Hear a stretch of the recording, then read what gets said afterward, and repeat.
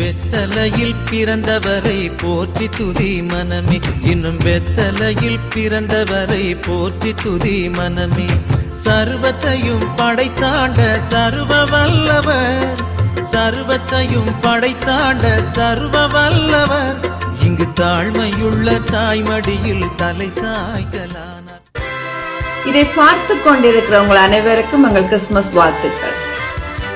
அதற்கு மரியாள், இதோ நான் ஆண்டவருக்கு அடிமை என்றார். லூக்கா 2:38. பொதுவாக கிறிஸ்துமஸ் காலங்களில் பெற்றுக்கொள்ளும் மனநிலையைத்தான் எங்கும் காண முடியும். நாம் வேலை இடங்களிலும் பிள்ளை பெற்றோரிடமிருந்தும் நல்ல பரிசுகளை எதிர்பார்க்கிறார்கள்.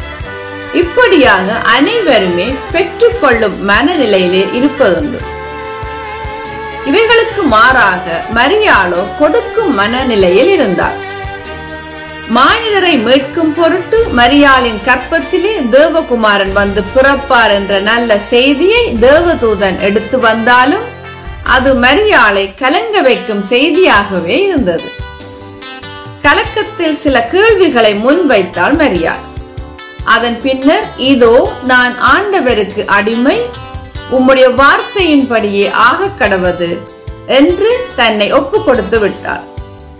திருமணத்துக்காக தன்னை ஆயத்தப்படுத்தி இருந்த மரியாளுக்கு தனது கற்பு பையை ஒப்பு கொடுக்க வேண்டிய நிலை ஏற்பட்ட போது அதை மறுத்திருக்கலாம், எதிர்த்திருக்கலாம், அல்லது பல சலுகைகளை எதிர்பார்த்திருக்கலாம். ஆனால் அவளோ தேவ சித்தத்துக்கு தன்னை முழுமையாகவே அடிமையாக ஒப்புவித்தார்.